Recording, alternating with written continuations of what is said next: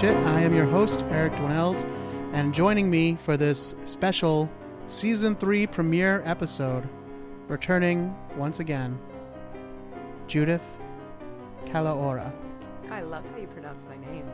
Well, I know it's a very fancy name, so I wanted to say it very fancy. It sounds so exotic. Yeah, if you could just get a little bit closer to that microphone. Oh, I'll get a little bit closer. Yeah. How do you pronounce it? Kalaora. So I was in the ballpark. Yeah, it's actually very good. When I want to sound more exotic, I actually will say in auditions, I'll say Kalaora. Uh-huh. See, I actually forgot to have you remind me, because for years and years and years and years, I just thought it was Kalaora. And then last time you were here was the first time I think I heard it pronounced correctly. And I forgot to ask you to remind me. So just now, as I was approaching it, that's part of why I said it very slowly too. I was a little nervous. It worked to your advantage. I did pretty good. You did very well. Yeah. So this is episode 99, and it's also the first episode of our third year. So it's the second anniversary, but going into the third season. Huzzah! Which is always confusing to me. I got very confused on one episode talking about it not too long ago, but anyway. Numbers. Yeah. So this is an exciting time. So thank you to everyone who's been listening all this time. And even if you're just a brand new listener, that's cool. You're welcome. And thank you for being here. Now, Judith, one of the things that I did last year on our anniversary show was that I read some of the nice reviews that people left for us. And I would like to do that now. I'm all ears. So I'm going to pick some from iTunes because that's what I have in front of me, although we did get a couple good ones from Stitcher and other places. So I do apologize to those folks. I don't have them in front of me. Maybe next time I'll get to those ones. So I want to just read some of these, not only to stroke my own ego, which I always want to do, of course, but also because this way I can kind of comment on certain things that people might bring up as they talk about them. I'm very happy to say that most of our reviews are 5-star reviews, and it makes me very happy to see those. And go ahead and keep sending those in, keep writing them. Cheers me up every time. This show is a lot of work, and I don't make any money off of it. In fact, it costs me money to put the show up. Not tons of money, but I'm just saying, it costs money. Labor of love, my friends. Yeah. So it's good to know that there's people out there listening and who appreciate it. And I thank everybody, and especially the Facebook friends. If you're not friends with us on Facebook, then you're missing out. You got to get to facebook.com/spookyas and like us over there. And also you can find the website at spookyas.com, where you can find every single episode, sometimes pictures, sometimes outtakes, all kinds of fun things, including links to our social media. We are at spookyasshit on both Instagram and Twitter.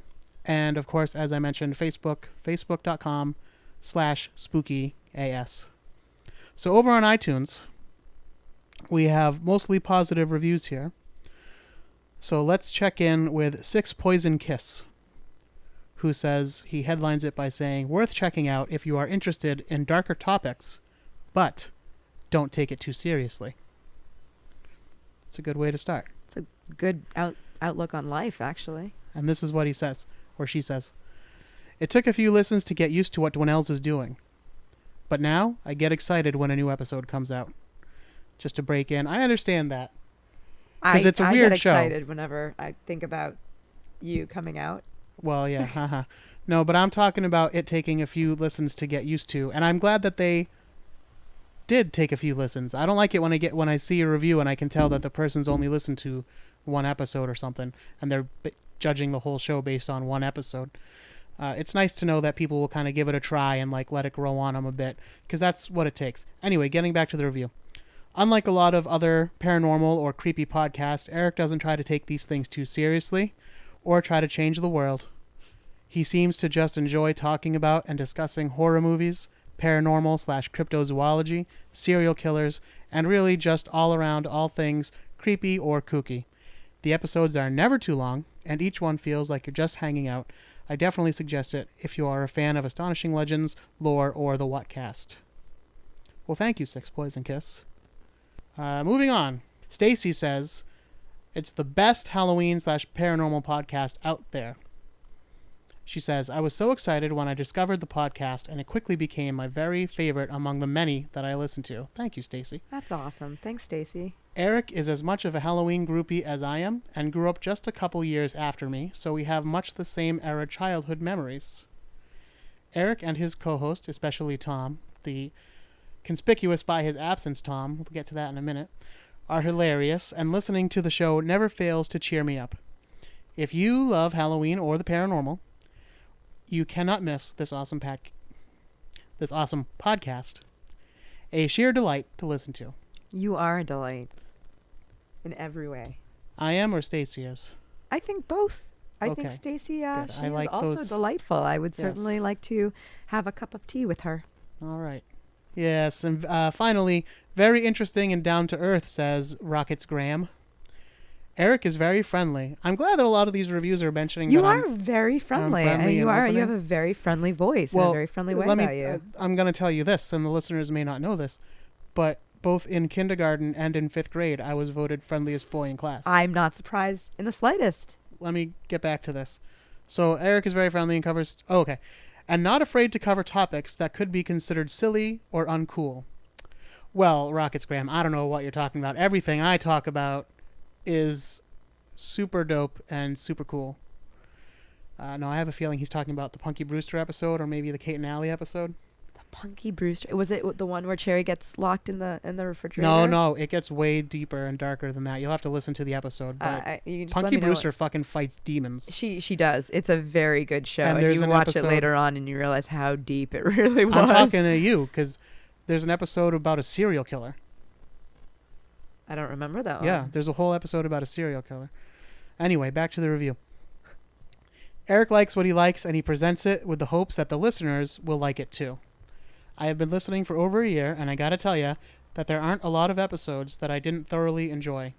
Please keep it up, Eric. Yours is one of my favorites. Now that is very nice. Bravissimo. And I appreciate that. Not easy to do what you're doing. Or to speak in any sort of interesting fashion for an hour on end.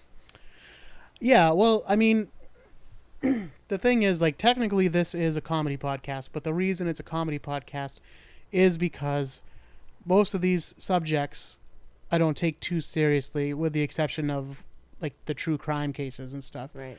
Obviously that is a little bit different than talking about fucking vampires or something. So, yes, I am a skeptic, and I approach it from that sense. And also, when I started doing this was also the same time I started doing stand-up comedy, and I was having some of my comedy friends come on. That's decreased because I've decreased my stand-up comedy for reasons I'll go into on another show. But so that's why I didn't want to take. I don't want people thinking they're listening to a news program. Is the reason why you're not doing stand-up comedy because you can't stand up? Judith is, of course, referring to the fact that my ankle, is still broken. Of course, it will be for several more weeks. That reminds me, something I wanted to mention. I can't believe I forgot to tell you guys this. I had to have surgery on it, obviously. I got a plate and 10 screws put in my ankle. And the day of surgery, I was really nervous about it. I think as most people tend to get. Yeah.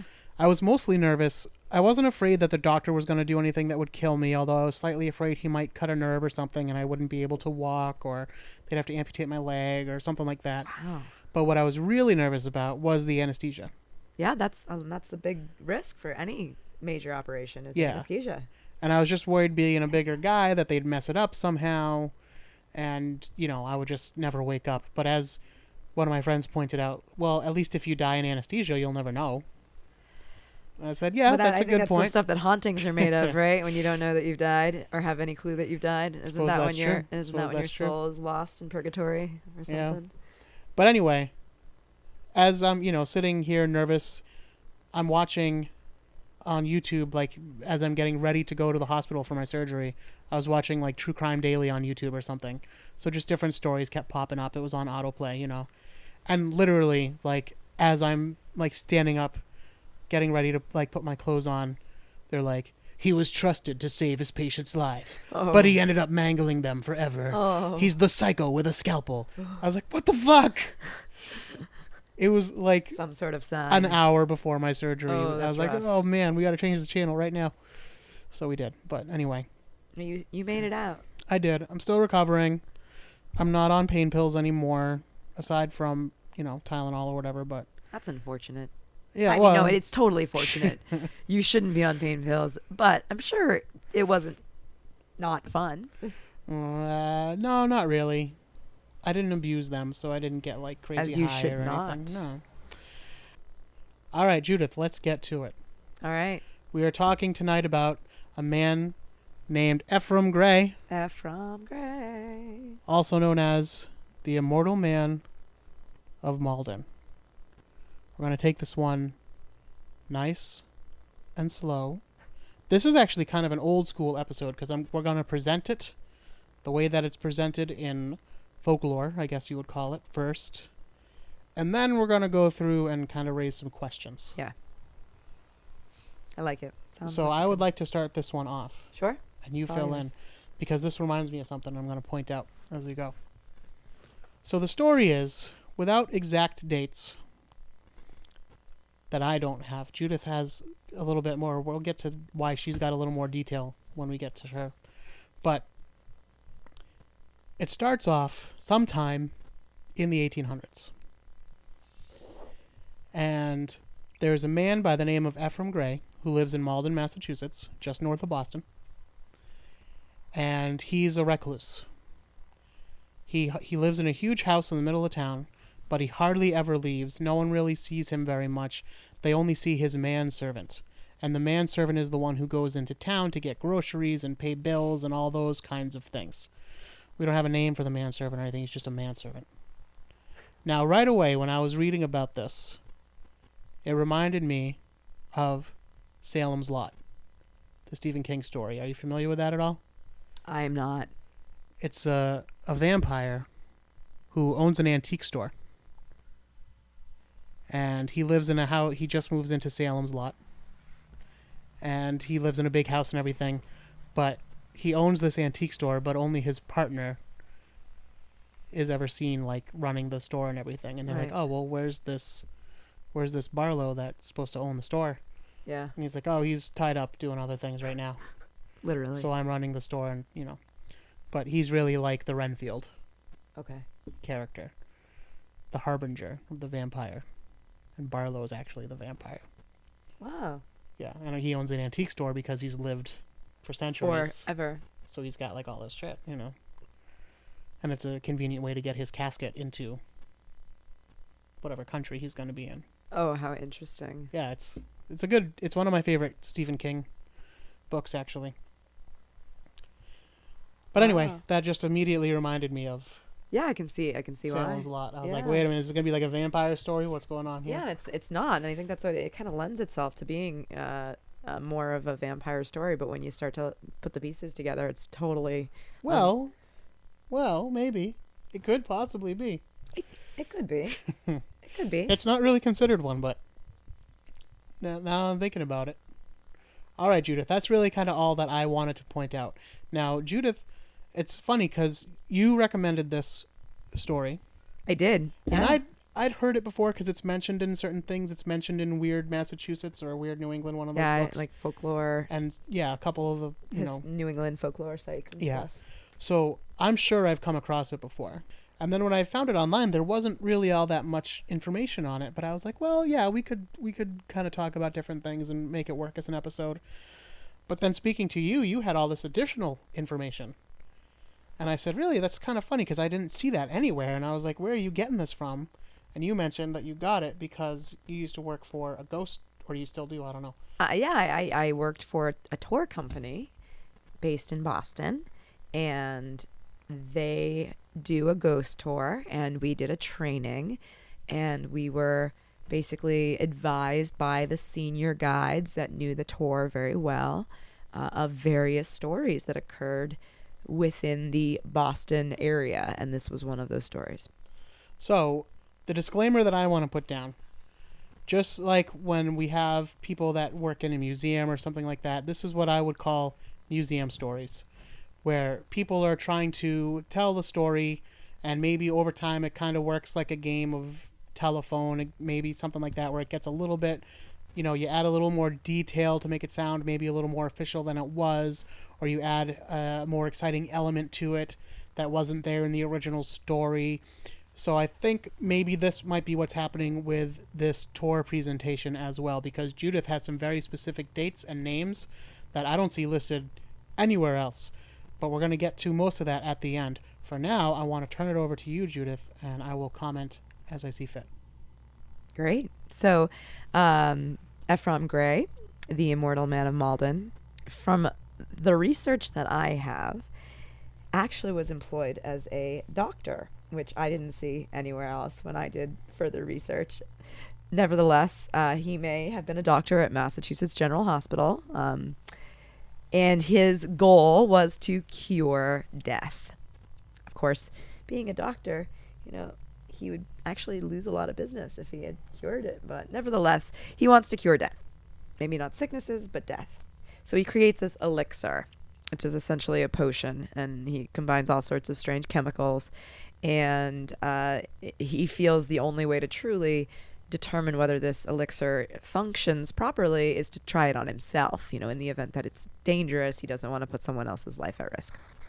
So he is testing it on himself, and after several weeks or months or who knows, years of various tests and taking these elixirs, Ephraim Grey dies.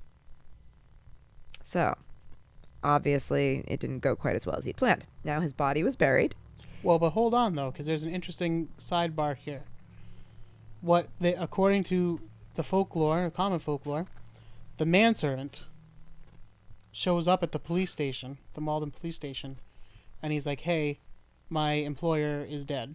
Right, which I didn't know anything about the manservant, so Yeah. it was totally... So he walks in and says, my employer's dead. Also, we can't do any kind of inquest into his death, and we can't embalm him or anything like that. No autopsy. He said, I get everything in his will. Which is kind of Yeah. strangely convenient but for only him. if you don't do any of this stuff. Now, maybe things were different back in the 1800s. I'm pretty sure you you still needed notarized wills with witnesses, and I'm not certain that manservant was providing those things. Yeah, and I don't think, I'm almost certain not now, and I'm almost certain probably even back then, you couldn't just be like, someone died, but don't worry about it. I got this. Nothing to see here, folks. Yeah. Nothing to see. Like, you don't need to investigate. You don't need to embalm him or anything. I'm just going to handle this. I'm just letting you know. And I'm going to be living in the house because everything's mine now. Right. I mean, it sounds like a great plan. Why didn't I think of that? Yeah. So, I got a little debunky there, and usually I try to save that for the end. I think debunking as we go is totally fine. Because there's a lot to debunk in this lore. Basically what they say about this manservant is that, like, he did this, and that's what happened. And then he lived in the house for a few years, but then he died himself, too. Right. I have no authority to comment on the manservant. All right. I plead the fifth. I don't know much about the manservant. You brought him into my realm of understanding today. Yet I do know that everything else, about not being embalmed and not being preserved in any way and not having any sort of autopsy, that is true. He was buried as is. So after he was buried, word gets around the medical community that this Ephraim fella had been planning this elixir to cure death, and how had his progress been, and had he discovered it or what the case was. But Oliver Wendell Holmes pops into this story. Dr. Oliver Wendell Holmes, who is a professor at Harvard, and he has some med students, and he's decided to incorporate the story of Ephraim Grey into one of his lectures. So he does teach his students about this fella, and really sparks the interest of the med students to do some investigative sort of Columbo work, Sherlock Holmes type investigation on their own. So they go to the cemetery where Ephraim is said to be buried, and they dig up the grave, and they open the lid of the coffin, and what do they find? A perfectly preserved Ephraim Grey. Now, why is this so strange? It's been years. Yeah, 20 years from what I read. I don't know if that's Yeah. Official canon or not, but it did say 20 years. Yeah, I have 1849 in my notes as when this is occurring, but then on a website I saw that, the manservant said he died in 1850, so I think there's some discrepancy as to the dates, but we do know it was years between the death and the sort of when you dig up a body, what is that called? Interment. Thank you very much. Well, also, was he buried or was he in a tomb? It's a good question. From what I've been told, he was buried. I would imagine it more of a tomb. A situation. tomb, right? Because you're right. It has to be a tomb, right? Because according to the story that I was taught, excuse me, God bless you. According to the story that I was taught, after these med students go to this cemetery and find this perfectly, preserved Ephraim Grey, they go back to Dr. Holmes and they say, Dr. Holmes, we found Ephraim and he was perfectly preserved. So maybe he didn't figure out how to cure death, but maybe he figured out how to prevent, the decomposition of a body. Perhaps he was able to perfectly preserve his body in some sort of neutral comatose state or something. So they don't know exactly what's going on. So Dr. Holmes is really intrigued by this, goes to the cemetery with his students because, yeah, of course you're going to go with your students and disinter a body, which is totally against the law when you're a well-known doctor and poet. And, I have my qualms about that. But nevertheless, they go to this burial ground and they once more go to see the body, and they open the tomb and there's no body. Gone. Zip. Vanished. So they get really freaked out and they start leaving the burial ground. And this is my favorite part. And then just as he's about to leave the cemetery, Dr. Oliver Wendell Holmes turns around, looks back into the dark of the cemetery, and sees a shadowy figure of a man crawling back into the tomb and shutting the door. So, yes, it's probably a tomb. All right. Now, that varies a little bit differently from what I've seen online because there's no mention of Dr. Holmes at all. And they say that the way that, yes, there were med students from Harvard that went to look for the body, found it, totally preserved. But the reason the tomb gets disturbed again is not because of the med students again, but because they needed to build a new road in Malden. And so they were removing all the bodies from the cemetery and reburying them at a new point, a new cemetery. So they went to do that. But that when they got to Ephraim's casket, it was empty. Yeah. Okay. So slight difference there. Now I would love to have Holmes in this story, though. It just I'm not saying he wasn't wonderful, there. Random. Well, it's like a cameo, like a celebrity cameo. Yeah. Well, again, this sounds to me like, especially where I don't find anything about that anywhere else aside from what you're saying in your notes. Right.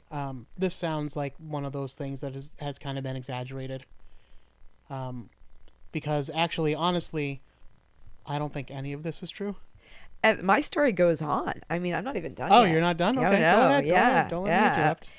After Holmes sees this shadowy figure of a man going back to the tomb, they actually inform the family of Ephraim Grey, which in what I saw on the internet, he has no family. So in this version that I've been taught, he has this, family. So they go to the family and they say, just want to let you know your dearly departed Ephraim is gone, vanished. And they are really upset about this, obviously. So they go back to the cemetery and they actually check the coffin and he is there.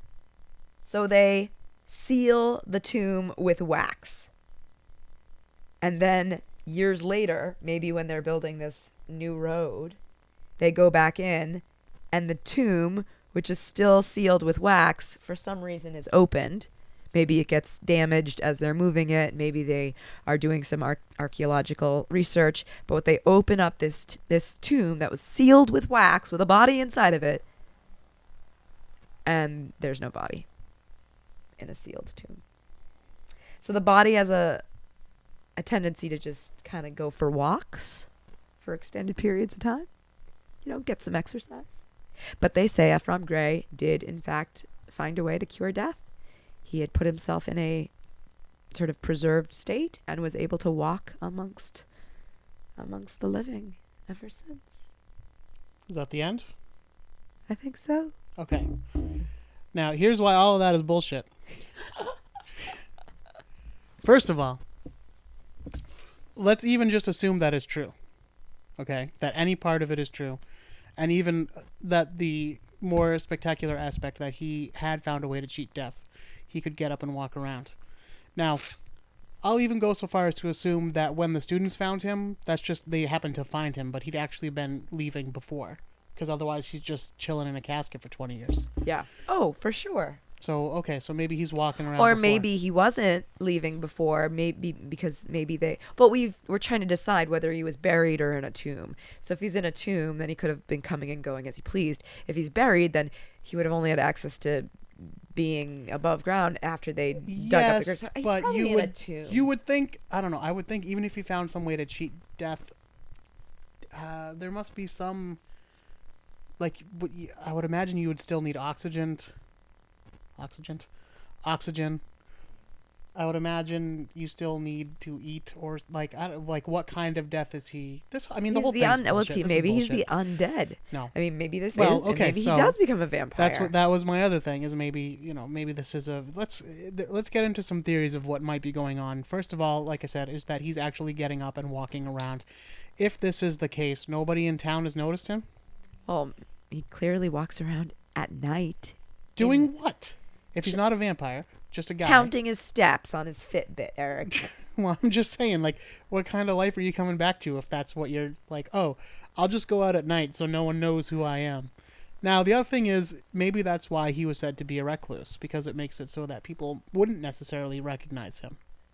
Right, which is where my whole concept of him being actually a doctor who worked at a hospital a little bit more difficult to believe, because people would have recognized him if he had some sort of, more authoritative position or more visible position as being like a doctor employed at And if he had General. family in town. Right. Well, maybe they weren't in town.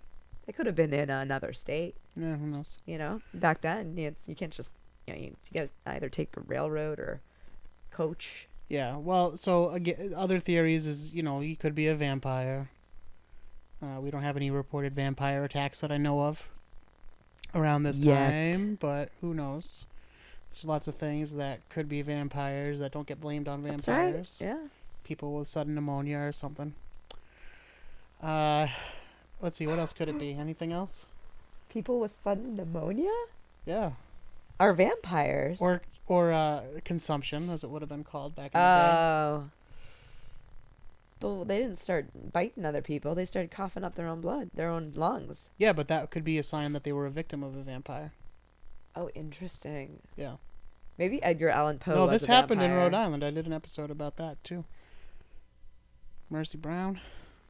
Well, everyone that Edgar Allan Poe ever loved in his entire life died of consumption, so maybe he was the vampire. Yeah. Well, I did a whole episode about that, too. But anyway. Well, about Edgar Allan Poe, not about him being a vampire. But, okay, yeah, all right. I was going to say, really? Yeah. But it did come up that, like, everyone he ever loved just died, so. Yeah. Anyway. The hard part... See, like I said before, I really don't think any of this is true. Definitely not the stuff that you brought. It's too not to insult you, but Ouch. I also know that you didn't like. Yeah, do this research. it was a training for a tour. So let this no names shall be mentioned, of No. course. But let this be a lesson to you, and I've seen it myself working in Salem in October. There's many tours that go by me, and some of them are very good, and some of them are full of shit. Yeah, you gotta be real careful whenever you take a tour. It's just, 50% of what you're hearing is likely wrong. Well, I actually was just watching an interview with John Landis, and he was talking about why he wouldn't write a book about himself, and he went on this long explanation, as he tends to do. He's very long-winded, but he was saying that, if he wrote a book, he could be sure that it was accurate because it's his memories and blah, blah, blah. And then he says, all of history, the best history is based on contemporary accounts from the time. But if you look at contemporary accounts now, half of it is wrong. He's like all the articles that have been written about me, like they get so much wrong. Wrong, exactly. And even myself, my limited brushes with the press and everything, Always wrong. there's always misquotes. There's always something. Oh, quotes And are I was the like- biggest thing in my opinion. I was Even- like, oh man. So really, a lot of history is bullshit. a lot, And a it lot. gets added to and made more exciting and stuff. And then especially when you're talking about something that does it as a business, like a ghost tour or something like that, it's only going to get even more extravagant because people don't want to go and hear like, well, you know, they kind of sort of might have maybe this happened and it was a little bit scary and someone got a little spooked. No, if you're going on a ghost tour, you want to hear, and then the head fell down the stairs Right. and the blood dripped from the walls. And with like, you know, exactly that tone of voice. yeah. So that'd be Yeah. good. But Yeah, so, it's like telling jokes, but like the punchline is just, and then he died. You know? Yeah. So I just take all of that with a grain of salt. As far as this Ephraim Grey, there's no record of an Ephraim Grey in Malden. I will say, however, Yeah. that my first time ever doing this tour, this spooky ghost tour, I saw a ghost. Okay. And it was in the central burying ground on Boston Common. And there was a little girl in a white dress sitting on top of a grave, kicking her feet back and forth. I saw it. So maybe Ephraim Grey was there. And he Okay. has a little girl with him as well. I'm going to table that for now, Okay. but I will circle back around to ask you about that in a moment. I want to finish talking about this story, and then I'm going to examine your ghost story. Sorry, I'm a little ADD at times. That's okay. So there's no record of this Ephraim Grey. Of course, people would say, well, because he wasn't born in Massachusetts. Okay, but there should still be a death listing. Well, there wasn't because, remember, the manservant asked him not to. Okay, well, where's the grave? Well, I know. Well, they definitely still moved would the have a grave. death certificate. They moved the grave, and then when they went to move the grave, his body wasn't in there, so of course they didn't rebury him, so of course there's no grave marker in the new cemetery. Okay. These Harvard students are unnamed in most accounts. Judith has the name of their professor at least, but that is sketchy at best since that's the only source. Citation needed.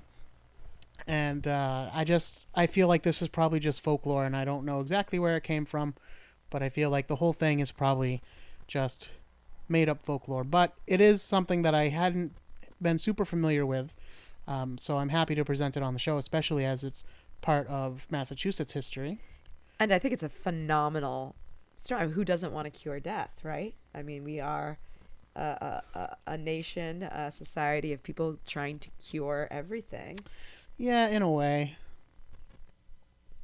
Is there? Never mind my dark mind. You think that I think there's a point living where forever you're just would have a yeah. Well, it's would like be that. would have any benefit, or do you have to be a Listen, I've seen Highlander. I've vampire. listened. You would I've have- listened to the soundtrack. Who Wants to Live Forever? right? It's true. I mean, it would be very very difficult. Yeah, When Love Must Die.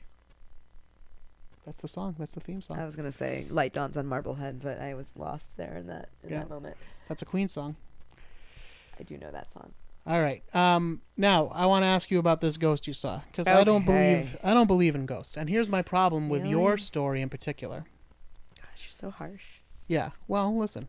This is you knew what you were getting into. Why? I've brought this up before on the show, so a lot of listeners will be able to guess what I'm about to ask you. But you Okay. said you were in a cemetery when this happened. Why would a ghost haunt a cemetery? They were not alive in the cemetery, in theory. They did not die in the cemetery, most likely. Why is there a little girl hanging around the cemetery as opposed to maybe her school or the house she grew up in or a playground somewhere fun? Why is she hanging out at a cemetery? She may not have known she died, and so she finds herself in a place that she could have died in that vicinity. I don't know how. There is actually a tale of this girl, and she's called the girl in the white dress or the girl without a face. Have you ever heard of her before? She haunts Central Burying Ground in Boston Common, and she is small, maybe 3 years old or so, and she wears a white dress, and she doesn't have a face.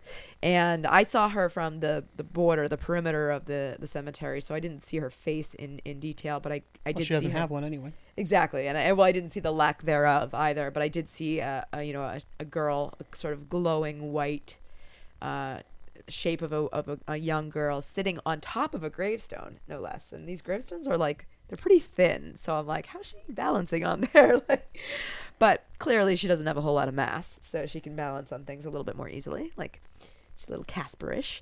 And she was just kicking her feet back and forth. Why would she haunt that? Well, I think it depends where she was when she passed away. She could have lived in that vicinity, and, you know, Central Burying Ground is part of Boston Common. She could have played on Boston Common. That could be a familiar place for her.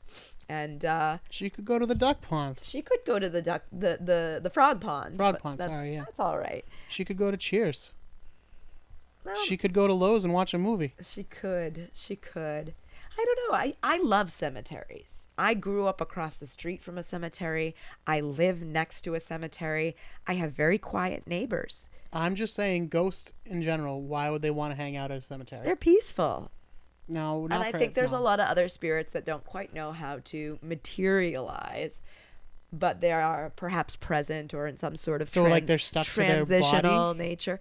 Well, that's interesting that you say that. I don't think it's possible necessarily for them to be stuck to their body, but I do think it's possible for them to not understand that they are no longer held by their body. So they might want to hang out with the body, not realizing that it's no longer a container for their energy or for their soul. You ever see the show Dead Like Me? I don't. What network is it on? It was on Showtime, I think. Yeah, I don't have cable. The first season was Literally really not cable. Yeah, television. the first season was really good. It was downhill from there, but the first season was really good. But it's about a girl who dies and becomes a Grim Reaper. And in the first, like you do, in the first episode, she's like freaking out. She's like, "But I'm too young to die." Like she was like 20 or something. Right. She's like, "This can't be right. Like, what do you?" She's talking to Mandy Patinkin, who's another Grim Reaper, and of course. And he's Mandy like, "All right." Patinkin He's is like, a "All right." Grim Reaper. He's like, "All right, you want to go see your body?" So he brings her to the morgue, and they're doing the autopsy on her, and she's looking at her body, and she's like, as much as I wanted to be alive, it was kind of like seeing a cake dropped on the ground. No matter how good it looked moments ago, once it hits the floor, you just don't want it anymore. Yeah. She's like, I that's don't know. how I felt looking at my body. I've eaten cake off the floor before. I'm not surprised. She believes in ghosts. She eats cake off the floor, ladies and gentlemen. That's only the beginning of the Judith. list of debauchery and decadent vices that my life contains. Yeah. Well, I'm a Puritan. Yep, you are. So. That's why we vibe so well. It's like opposites attract. I guess so. I was looking on findagrave.com earlier to see if I could find Ephraim or any other, and then I just started looking at like famous graves in Massachusetts. Right. And Deborah Sampson was right up there. Yay! Most of you won't get that reference, but I do. She's my alter ego. One of many. Yes, I portray Deborah Sampson, who, by the way, not a scary ass story, but a pretty splendid ass story, if you ask me. First woman to fight in the American military, disguised as a man, literally dug a musket ball out of her own thigh with a penknife to ensure that she was not discovered by the surgeon in the field hospital on the battlefield. I mean, if that's not fucking guts, I don't know what is. Yeah, she's a badass. She's badass. And she's the official heroine of Massachusetts. So Judith is, I guess you would call yourself like a historical reenactor. Yeah, I think a living historian. Yeah, is I was what going to say, not a what I- reenactor in the sense like you go to a battlefield and like, like that, those kind of reenactors. And I actually don't do that. Yeah, No. I would. There's nothing She does, like, more that I would not presentations. want to do than go. Well, and no pretend offense to to be anybody, but she does like presentations for schools and community things and libraries, museums. yeah, and you do Historical societies. not only Deborah Sampson but many other historical women. Hedy Lamarr, right? Hedy Lamarr, yeah, Hollywood And, star and technological Krista genius. McAuliffe, Krista McAuliffe, who is the teacher in space on who you board the really look Challenger. like when you get all made up. I do, yeah. Now, see, I'm a living historian too, but my character is kind of a amalgamation. It's not just one particular person. Right, which Although is I awesome stole the too. title from one person, but that's how Judith and I. Another reason we can relate. And I think you get a much more well-rounded look at the context of the of the times and society, what was going on in society when you do an amalgamation. Yeah. That's the good old witch finder I'm talking about, of course, which you can meet on the streets of Salem in October. Although we'll see how this goes with my new ankle. I think hopefully you'll I'll be be all able right. to stand for that long. Well, I mean, can you? I just picture you in your Puritan outfit with like one of those new fandangled contraptions where you can put your knee on this like rolling scooter. The scooter. Yeah.